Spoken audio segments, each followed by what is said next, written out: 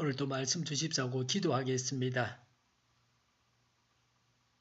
창세기 19장 10절부터 13절을 가지고 말씀드리겠습니다. 천사 두 사람이 소돔 땅을 방문해서 롯의 집에서 대접을 받고 있는데 소돔 남자들이 다 찾아와서 그 두 남자와 성관계를 갖겠다고 했습니다. 롯은 그들이 악행을 멈추라고 설득했습니다.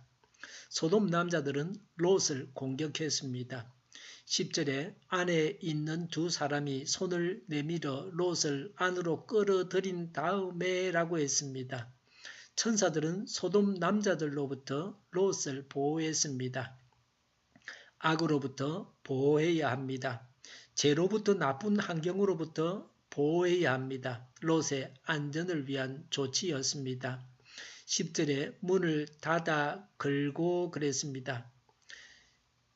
죄악의 세력을 차단했습니다. 악인들이 계속해서 의인을 핍박하지 못하게 했습니다.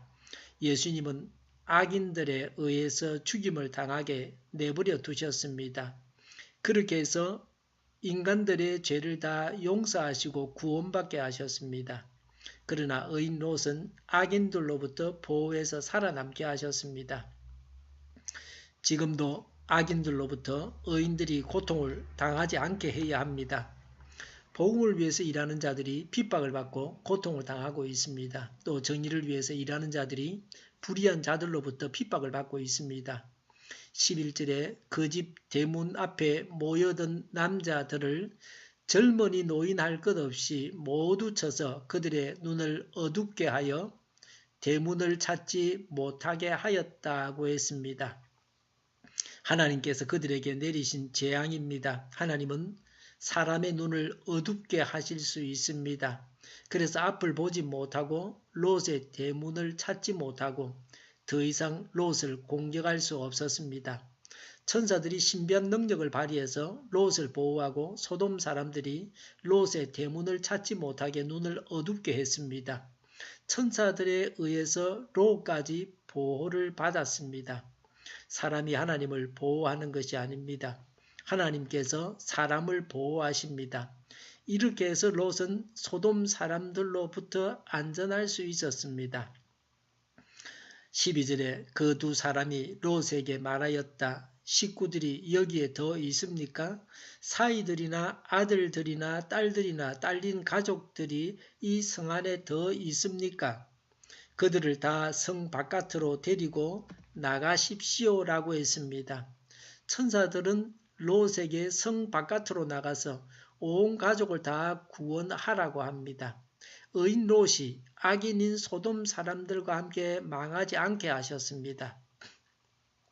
하나님은 죄 없는 사람이 죽임을 당하지 않게 하셨습니다. 오늘날도 하나님은 의인들을 보호하셔서 의인이 죄인들과 함께 망하지 않게 하십니다. 13절에 우리는 지금 이곳을 멸하려고 합니다. 라고 했습니다. 소돔이 멸망할 때가 되었습니다.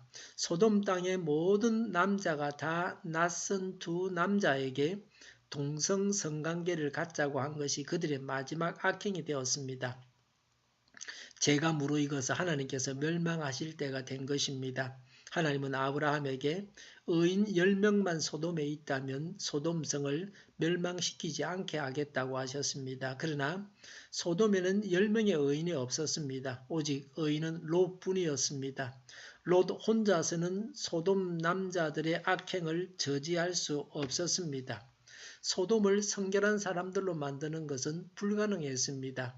소돔 사람들은 누구도 설득해서 선한 사람으로 만들 수 없었습니다. 천사들은 소돔 남자들에게 한마디도 하지 않았습니다. 소돔인들은 도저히 설득해서 고칠 수 없는 자들이었습니다. 소돔인들은 말이 통하지 않는 자들, 짐승과 같은 자들이었습니다.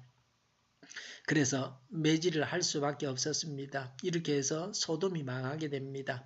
그런데 소돔인들은 그들이 왜 망하는지 알지 못했을 것입니다. 죄인들은 왜 망하는지 하는 이유를 알지 못합니다. 13절에 이 성 안에 있는 사람들을 규탄하는 크나큰 울부짖음이 주님 앞에 이르렀으므로 라고 했습니다. 왜 하나님께서 소돔을 멸망시키는지 이유를 말씀하십니다. 공연히 멸망시키는 것이 아닙니다. 하나님께서 장난으로 시키시는 것이 아닙니다.